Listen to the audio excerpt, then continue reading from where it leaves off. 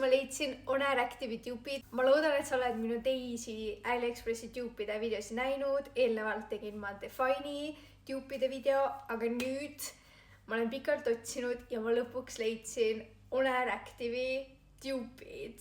Ja mitte lihtsalt On Air Active'i tüüpid, vaid On Airi straight legide tüüpid. Ja nende hind oli mega odav. Mul on tegelikult hetkel see set seljas ja ma lihtsalt tahan öelda, et ma olen amazed.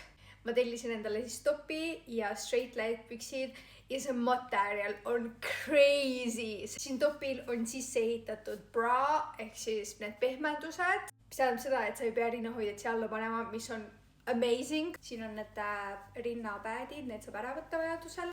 Väga kvaliteetne näeb välja. Nagu üli stretchy.